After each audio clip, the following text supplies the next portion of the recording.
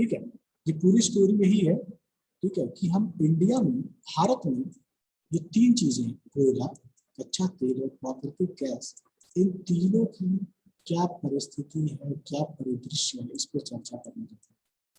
ठीक है, तो पहले हम चर्चा करेंगे कोयले पर। अगर भारत देश की बात की जाए तो जितना भी दुनिया में भंडार है, कोयले की जो खदानें हैं, जो भंडार है, उसका 7% भारत में, 7%, 7% भारत में, यानी कि बहुत ज्यादा भी नहीं है तो बहुत कम भी नहीं है, 7% उत्पादन बहुत है। ठीक है, और भारत को अगर हम जिस तरीके से लगातार हम कोयले का उत्पादन कर रहे हैं, अगर कंटिन्यूअस इसी क्रम में हम चलेंगे तो आने वाले हम 100 से 105 या 110 सालों के अंतर्गत हमारा जो कोयला है वो समाप्त हो जाएगा। ठीक है, ये भारत की बात कर रहा हूँ। तो भारत में अभी जिस प्रकार से कोयले का हम उत्पादन कर रहे हैं, आने वाले 100 सालों तक या 100-120 सालों तक हमारा कोयला जो है वो समाप्ति की तरफ आएगा। ठीक है, और साथ ही साथ अगर भारत में ये बात की जाए कि जो कोयले का उत्पादन है, हालांकि मैं पहले बता चुका हूँ कि राज्यों में होता है, तो मुख्यतः जो वो राज्य है, जैसे हमारा झारखंड है, ठीक है, हमारा झारखंड है, JH, ठीक है, हमारा मध्य प्रदेश है, ठीक है ना, हमारा पश्चिम बंगाल है, वेस्ट बंगाल, ठीक है, और क्या है, हमारा उड़ीसा है, ठीक है, हमारा उड़ीसा है, हमारा आंध्र प्रदेश में कुछ मात्रा में, ठीक है। तो ये जो हमारे स्टेट हैं, ये जो है भारत की जितनी भी आवश्यकता है उसको पूर्ति करने का प्रयास करते हैं। इसमें कहीं कोई दिक्कत बेटा, इस पे जो मैंने बताया भारत के संदर्भ में कोयले की बात की। अगर कहानी को और आगे बढ़ाया जाए, अब आते हैं कच्चे तेल की तरफ। ठीक है, कच्चा तेल मतलब क्या होता है, जिसे इंग्लिश में हम बोलते हैं क्रूड ऑयल, यानी कि कच्चा तेल। इस कच्चे तेल का जो ज्यादातर भारत जो है आयात करता है, यानी कि बाहर के देशों से मंगाता है। तो भारत की स्थिति क्या है, तो भारत में जितने भी विश्व में कच्चे तेल पाए जाते हैं उसका मात्र 0.5%, आप समझ में कितना कम अमाउंट है, 0.5% हमारे भारत देश में कच्चे तेल का उत्पादन होता है, सिर्फ 0.5%। फलतः हमें क्या करना पड़ता है, जो हमारे खाड़ी देश है, जैसे ओमान है, सऊदी अरेबिया है, यूनाइटेड अरब एमिरेट है, इराक है, ईरान है, वेनेजुएला से खरमना नहीं, रशिया है, ठीक है, कुछ और जैसे अमेरिका है, ठीक है, इन देशों से भारत क्या करता है, कच्चे तेल का आयात करता है अपनी आवश्यकताओं की पूर्ति के लिए। ठीक है, देखिए अगर हम चूंकि भारत की बात करने जा रहे हैं इस टॉपिक में, तो भारत की अगर बेटा बात की जाए तो भारत के भी कुछ इलाके ऐसे हैं जहाँ पे कच्चे तेल का हम लोग उत्पादन जो है किया जाता है। जैसे एक इलाका है बॉम्बे हाई, आपने नाम सुना होगा बॉम्बे हाई, कि बॉम्बे के तट से यानी मुंबई से तट पे, मुंबई के तट से समुद्र के तटीय क्षेत्र में स्थित है बॉम्बे हाई। एक चीज बता दो थोड़ी जानकारी के लिए, जो जो हमारा कोयला होता है, ठीक है, प्रकृति के नीचे यानी कि जमीन के नीचे जो है वो फॉसिल के रूप में, जीवाश्म के रूप में पाया जाता है, ठीक है। लेकिन जो कच्चा तेल होता है वह मुख्यतः आपको समुद्र के तटीय किनारों में ज्यादा पाएगा।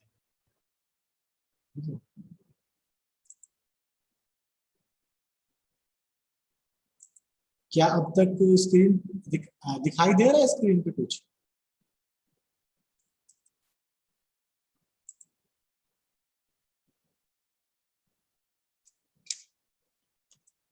ओके ओके, कोई दिक्कत तो नहीं है ना? चलो, ठीक है। तो समुद्र जो कच्चा तेल होता है,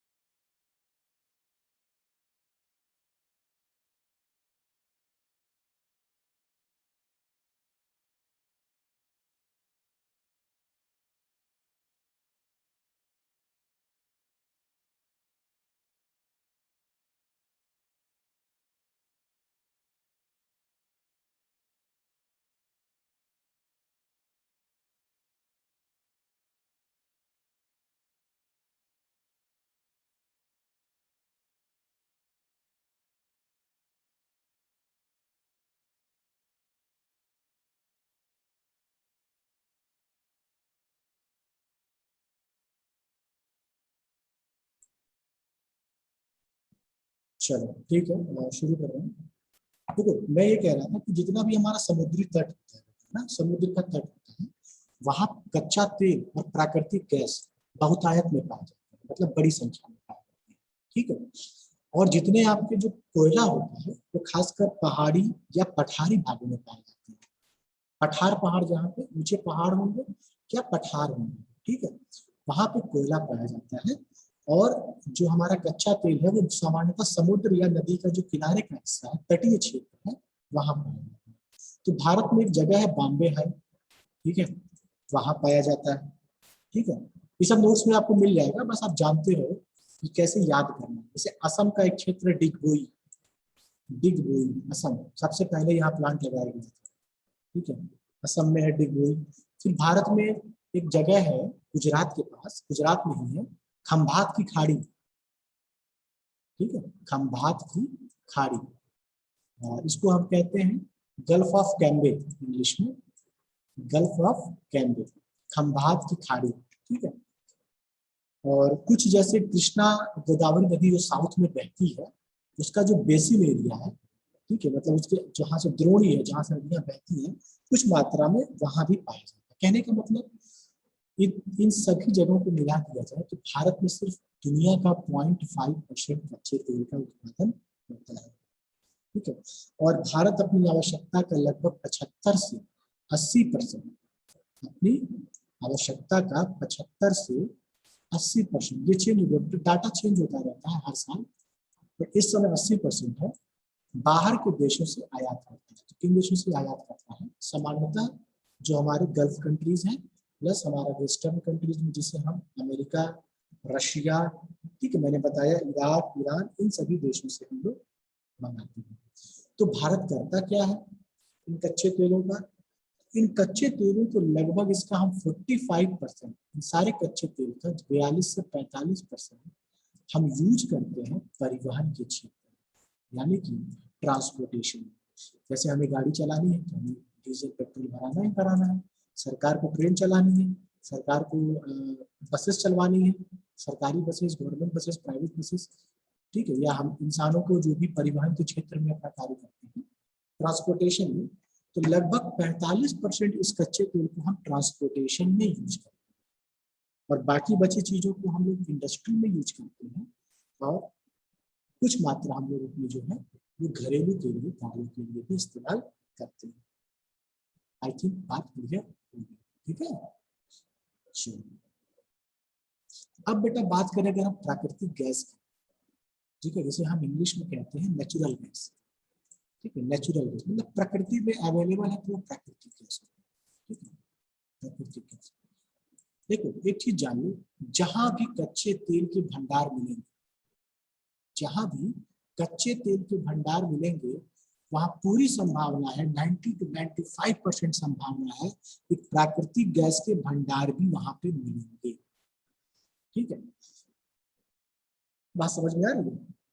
तो होता क्या है कि ये सबसे ज्यादा लोकप्रिय ईंधन के तौर पर इस्तेमाल किया जा रहा है। क्यों? क्योंकि इससे जो पॉल्यूशन है, ठीक है, वो कम होता है।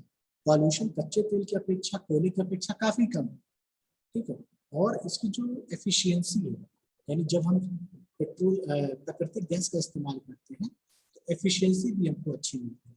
जैसे आजकल सीएनजी गाड़ियां तो ज्यादा चलन में है ना, सीएनजी गाड़ियों का इस्तेमाल करते हैं। ठीक है, आजकल अपने गैसों में हम एलपीजी का इस्तेमाल करते हैं। एलपीजी क्या है? एक तरह का प्राकृतिक गैस है, लिक्विफाइड पेट्रोलियम गैस, जो घरों में हमारे एलपीजी है। ठीक है, जो हम गाड़ियों में सीएनजी इस्तेमाल करते हैं वो क्या है? Compressed natural gas. ठीक है, ये आखिर में क्यों इस्तेमाल कर रहे हैं? क्यों? उससे हमारे एनवायरनमेंट को ज्यादा नुकसान नहीं पहुंचाता है। ठीक है, तो यही चीजें हैं प्राकृतिक गैस। तो प्राकृतिक गैस का उत्पादन भी हमारे इंडिया में बहुत ही कम है। इवन जितना परसेंटेज हमारा 0.5% है, इतना ही लगभग प्राकृतिक गैस का है, दोनों मिलाकर प्राकृतिक गैस है इसका, वो भी 0.5%, काफी कम। तो भारत में हम क्या करते हैं कि इसको बाहर के देशों से प्राकृतिक गैस को भी हम आयात करते हैं, यानी कि अपने देश में मंगाते हैं। अगर आपसे कोई क्वेश्चन पूछे कि एलपीजी और सीएनजी को डिफरेंशिएट करो, कभी कभी पूछ लिया जाता है, तो आप ये जान लो, लिक्विफाइड पेट्रोलियम गैस, एलपीजी को क्या बोलते हैं? लिक्विफाइड पेट्रोलियम गैस, यानी द्रवित पेट्रोलियम गैस। ठीक है, द्रवित, द्रवित मतलब क्या हुआ कि जो हमारी गैस होती है बेटा, आपको पता होगा, अगर गैस के टेम्परेचर को काफी कम कर दिया जाए, ठीक है, आप मैकेनिकल के स्टूडेंट हो, तो ये क्या होगी, लिक्विड फॉर्म में चेंज हो जाती है। ठीक है, लिक्विड फॉर्म में चेंज हो जाती है। ठीक है, जैसे आजकल हम ऑक्सीजन का प्रोडक्शन कैसे कर रहे हैं, आजकल कोविड के पेशेंट के लिए जो ऑक्सीजन का सिलेंडर है वो किस फॉर्म में, वो लिक्विड फॉर्म में है। कल मैंने एक ग्रुप पे लिंक भी शेयर किया, वीडियो भी शेयर किया था, आई होप लोगों ने देखा भी होगा। ठीक है, उसमें हम करते क्या है कि जो भी ऑक्सीजन की गैस थी, ठीक है, ऑक्सीजन था, इसको हमने -190 डिग्री सेल्सियस पे, -190 डिग्री सेल्सियस तक ठंडा किया, और जैसे ही ठंडा किया ये लिक्विड फॉर्म में। ठीक है, लिक्विड फॉर्म में होने से क्या होगा कि हम ज्यादा से ज्यादा गैस को एक जगह पे स्टोर कर सकते हैं। ज्यादा गैस स्टोर करने से क्या होगा कि हम ज्यादा से ज्यादा ट्रांसपोर्टेशन में, ठीक है, कहीं ले जाने में या उसको यूज करने में, यूटिलाइजेशन करने में भी ज्यादा इफेक्टिव होगा। आई थिंक बात क्लियर है। ठीक है, चलो अब कहानी जो है ये है कि जो हमारा एलएनजी होता है, या एलपीजी से कहते हैं, या एलएनजी कहते हैं, लिक्विफाइड नेचुरल गैस। ठीक है, ये क्या होता है कि इसको हम -161 डिग्री के आसपास टेम्परेचर होते हैं, -161 डिग्री सेल्सियस। इतनी टेम्परेचर पे क्या होता है, ये कंडेंस हो जाता है। ठीक है, और ये लिक्विड फॉर्म में चेंज हो जाता है। ठीक है, अब इसमें कौन सी गैसें हो सकती है, मेथेन भी हो सकती है, बेटेन, प्रोपेन।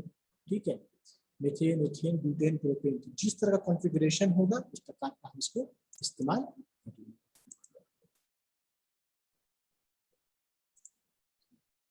उसके बाद एक हमारे पास गैस होती है सीएनजी। सीएनजी का आजकल सबसे ज्यादा इस्तेमाल हम ट्रांसपोर्टेशन में कर रहे हैं। सीएनजी के ऑटो शहर में चलने लगे हैं गोरखपुर में, सीएनजी की बसेस चल रही हैं। ठीक है, अब तो आने वाले टाइम में सीएनजी का इस्तेमाल रेलवे ट्रांसपोर्टेशन के लिए भी बात चल रही है। कैसे करेंगे आने वाला टाइम बताएगा। बट हम इसमें क्या करते हैं सीएनजी में कि हाई प्रेशर में, हाई प्रेशर, ठीक है, समझ रहे हैं, खूब ज्यादा प्रेशर देते हैं और गैस को कंप्रेस कर देते हैं, इसीलिए कहा जाता है कंप्रेस्ड नेचुरल गैस। सीएनजी को क्या कहते हैं, कंप्रेस्ड नेचुरल गैस। ठीक है, तो सीएनजी का इस्तेमाल हम हाई प्रेशर में, हाई प्रेशर में इस गैस को जब हम क्या करते हैं, मुख्यतः कंप्रेस कर लेते हैं, और कंप्रेस करके इसको कंटेनर में भरते हैं। ठीक है, और सामान्यतः जो मीथेन गैस होती है हमारी, मीथेन, उसका हम सीएनजी में सबसे ज्यादा इस्तेमाल करते हैं। मुख्यतः हमें कह रहा, मतलब बाकी गैसेस भी होती है, बट मेनली जो हमारी मीथेन होती है सबसे ज्यादा इस्तेमाल करते हैं। मैंने क्वेश्चन पूछा था एक बार कि जो हमारी खेत है, धान की फसल होती है, ठीक है, जब हम खेत होती है उसमें धान की फसल में क्या होता है, हम बहुत ज्यादा पानी चलाना पड़ता है, धान को पैदा करने के लिए पानी की आवश्यकता है। ठीक है, तो खासकर खूब सारा पानी, क्योंकि मानसून का समय होता है, बारिश खूब हमारे भारत में होती है, तो पानी पर्याप्त मात्रा में पाया जाता है, और पानी कुछ हम बाद में चलाते भी हैं। तो मैंने पूछा था उस समय कि जो खेत हमारे होते हैं, धान की फसलें होती हैं, वहां पे जो महक आती है, आज देखोगे धान की फसल में एक स्मेल आती है, वो किस गैस की स्मेल होती है, तो आपने बताया था, नहीं बताया जो भी है, CH4 मेथेन की होती है, यानी जो उसमें, इसीलिए इसको मार्शी गैस भी कहते हैं, दलदली गैस कहते हैं। ठीक है, दलदली गैस जो है दलदली भूमि में होती है ना, मार्शी गैस भी कहते हैं। ठीक है, मार्श मतलब दलदल होता है, तो जहां बेटा दलदल होगा, ठीक है, वहां पे संभावना है कि मीथेन गैस का प्रोडक्शन होगा। क्लियर है। अब बताओ कहीं कोई दिक्कत इसमें बेटा, जो मैंने आज अभी आपको बताया,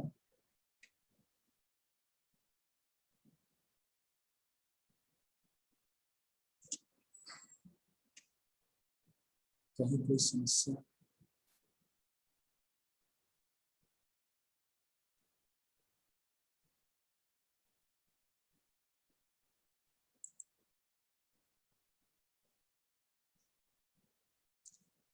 एलपीजी गैस में बेटा क्या होता है कि एक एलिमेंट डाला जाता है। देखो बेसिकली जो हमारी गैसेस होती है वो रंगहीन होती है, गंधहीन होती है, मतलब उसमें टेस्ट भी नहीं होता है, कलर भी नहीं होता है। लेकिन मान लो एलपीजी क्या है, एलपीजी तो कहीं भी ज्यादा बहुत ज्यादा एक्सप्लोसिव है ना, तुरंत आग पकड़ लेगा।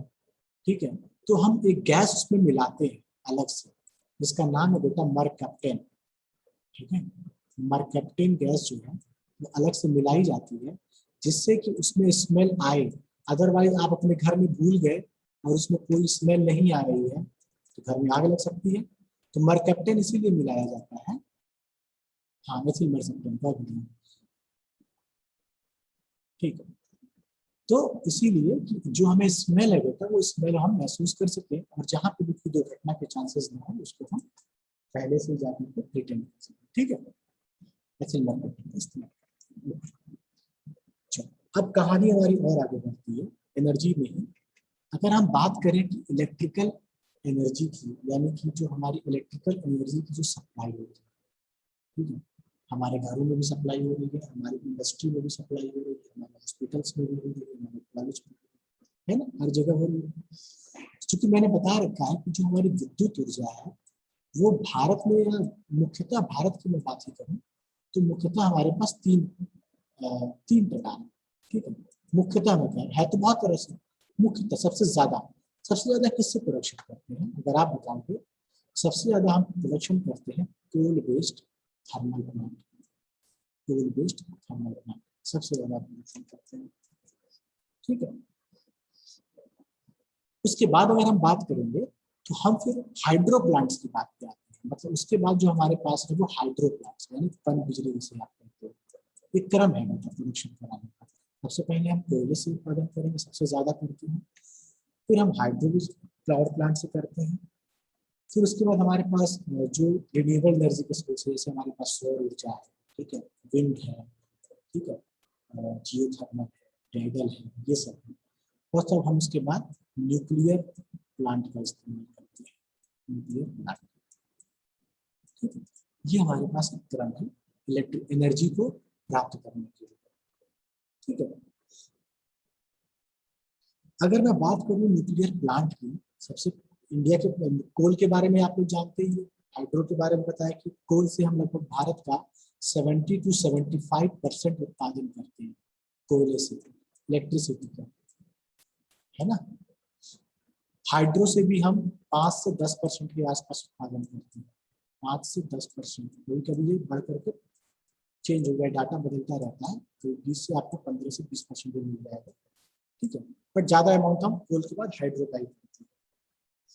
ठीक है, कहीं कहीं आपको ये 10 से 15 भी मिलेगा। ठीक है, तो कोई बहुत ये डाटा बदलता रहता है, क्योंकि आए दिन प्लांट एक्टिवेट होते रहते हैं, बदलते रहते हैं। ये हमारा रेशियो है। अगर हम बात करें कि न्यूक्लियर पावर प्लांट की, तो न्यूक्लियर पावर प्लांट से हम भारत में लगभग लगभग 2 से 2.5% एनर्जी का प्रोडक्शन करते हैं। ठीक है, 2 से 2.5% एनर्जी का प्रोडक्शन करते हैं। ठीक है, तो आप समझ पा रहे हो कि भारत में पॉल्यूशन का लेवल क्या होगा जब हम कोयले का इस्तेमाल कर रहे हैं इतने हाई अमाउंट में। 75% उत्पादन हम कोयले से कर रहे हैं। तो आप सोचो कि क्या स्थिति हमारे यहाँ पॉल्यूशन की होने वाली है। अब मैं आपको एक रिसेंट की न्यूज बताता हूँ। परसों की डेट में यूएसए ने क्या किया है कि एक मीटिंग करी है, जिसमें दुनिया के 40 देशों ने पार्टिसिपेट किया, जिसमें भारत की तरफ से मोदी जी भी पार्टिसिपेट किए थे। और इसमें बात इसकी हुई कि जो हमारा क्लाइमेट है, जो हमारा एनवायरनमेंट है, वो इतना तेजी से बदल रहा है, उसको लेकर के कुछ रणनीति बनाने की बात हुई। ठीक है, और इसमें आने वाले टाइम में ये कहा गया है कि 2024-2030 तक का टारगेट सेट किया गया है कि 2030 तक बड़े जो विकसित देश हैं, खासकर यूएसए जैसे देश, ये अपने यहाँ जितना कार्बन का उत्सर्जन करते हैं। तो कार्बन का उत्सर्जन करने का मतलब क्या होगा बेटा कि CO2 की मात्रा है, कार्बन मोनोऑक्साइड की मात्रा है। ठीक है, मतलब कार्बन एमिट हो रहा है, उस कार्बन के उत्सर्जन को हम लोग कम करें। क्योंकि कार्बन का उत्सर्जन कम होगा बेटा तो जो ग्रीन हाउस गैस है उसका इफेक्ट भी कम होता है। कार्बन एक तरीके से हमारे लिए पॉल्यूटेंट का काम करता है, विषाक्त का कार्य करता है। ठीक है, खैर एडिशनल बात की। तो मुद्दा यहाँ पे ये है कि भारत में अगर बात की जाए कि हमारा जो शिफ्टिंग है वो टूवर्ड्स जो है वो धीरे धीरे कोयले की तरफ से हाइड्रो से हमारा न्यूक्लियर की तरफ। और भारत में लगभग लगभग 17 न्यूक्लियर छोटे बड़े प्लांट्स जो है 17 प्लांट्स लगभग अभी एक्टिव मोड पे हैं, संचालन हो रहा है। ठीक है, 17 जगह पे हो रहा है, 17 परमाणु प्लांट हैं जो देश के 5 भागों में स्थित है। देश के 5 भागों में 17 प्लांट काम कर रहे हैं। जैसे मान लो अगर एग्जाम्पल है, जैसे हमारा तमिलनाडु में 3 प्लांट है, आंध्र प्रदेश में 2 प्लांट है, समझ रहे हो? ऐसे करके 5 जगह पे 17 प्लांट कार्य कर रहे हैं। ठीक है, और इसके लिए किसकी आवश्यकता पड़ती है? न्यूक्लियर पावर प्लांट के लिए यूरेनियम की। ठीक है, और यूरेनियम जो है भारत जो दूसरे देशों पे आश्रित है, मैंने कल बताया था। अगर आपको याद हो तो यूरेनियम का जो उत्पादन किया जाता है हमारे यहाँ बहुत कम होता है, लेकिन बहुत ही ज़्यादा कम होता है। हम बाकी देशों पर निर्भर करते हैं, जैसे हम ऑस्ट्रेलिया, कजाकिस्तान देश है, कजाकिस्तान, इन देशों पे हम निर्भर रहते हैं और यहाँ से उत्पादन करते हैं। ठीक है, मुझे लगता है कि ये मैंने अभी क्लास में बताया था कि इलेक्ट्रिकल में बताया था, क्योंकि दोनों क्लास ऑनलाइन चल रही, कभी कभी लगता है कि कौन सी बात मैंने किस क्लास में कही है। तो अगर कोई चीज़ मिसिंग हो जाएगी तो आप मुझे बता भी सकते हो कि सर ये टॉपिक आपने नहीं बताया है या ये टॉपिक आपने बता चुके हो। ठीक है, कभी कभी भूल जाता है कौन सी बात कहाँ। आगे बढ़ते हैं। अब मैं थोड़ा सा आपको एनर्जी खपत की बात करूँ। ठीक है, कि एनर्जी खपत हमारे यहाँ क्या होती है। तो अगर मैं आपको ग्राफिकल फॉर्म में बताने का प्रयास करूँ, सर्किल बनाया है, यहाँ पे सर्किल तो नहीं है,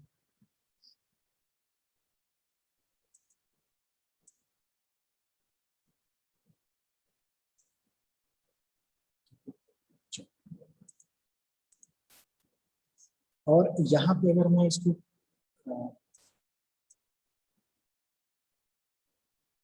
सेंटर से कुछ डाइवर्जन करूँ,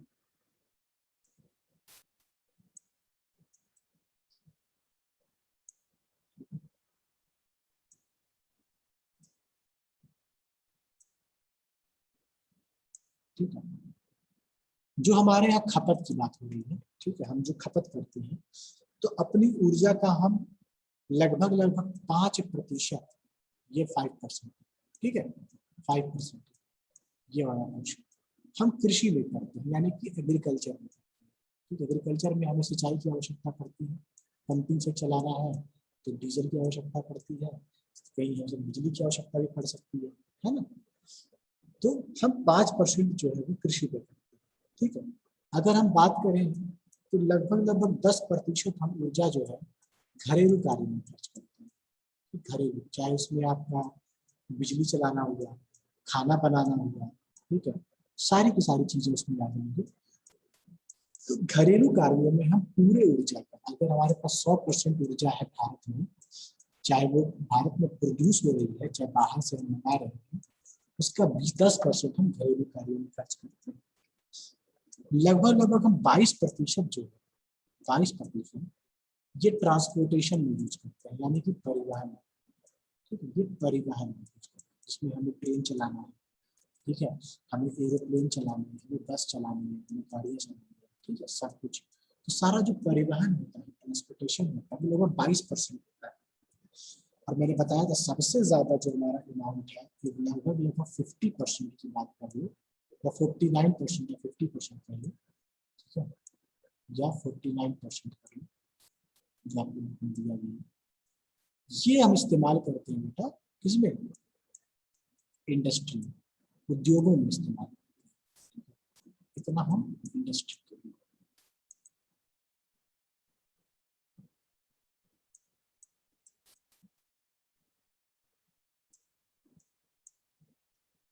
ठीक है, और बाकी जो है छुटपुट अन्य में अगर हम बात करें तो जो बचा 14 से 15% जो बचता है वो अन्य कार्यों में इस्तेमाल होता है। ठीक है, मिसलेनियस में होता है, बाकी जो अदर चीज एक्टिविटीज होती है वहाँ पर इस्तेमाल होता है।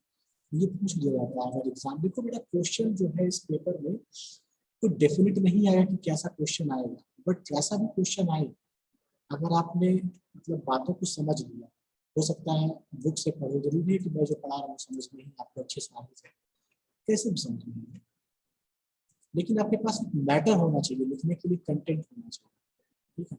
और कंटेंट आपके पास तभी रहेगा जब आप चीजों को कंसेप्चुअली समझोगे, एग्जैक्टली आप उसको विजुलाइज कर पाओगे कि हाँ वास्तव में एनर्जी है तो किस प्रकार से एनर्जी का हमारा डिस्ट्रीब्यूशन है, ठीक है, कैसे इंडिया में प्रोडक्शन हो रहा है, कैसे वर्ल्ड लेवल पे हो रहा है, कैसे हमारे स्टेट लेवल पे हो रहा है, क्या क्या सोर्सेज है, ठीक है, कहाँ कहाँ हम इंडस्ट्री में इस्तेमाल, जैसे अभी मैं बता रहा हूँ, जैसे आज की डेट में जो ऑक्सीजन की बड़ी कमी चल रही है, उस ऑक्सीजन को हम 80% ऑक्सीजन जो है हम इंडस्ट्री में यूज करते हैं, 80 से 90% इंडस्ट्री में यूज करते हैं, ठीक है।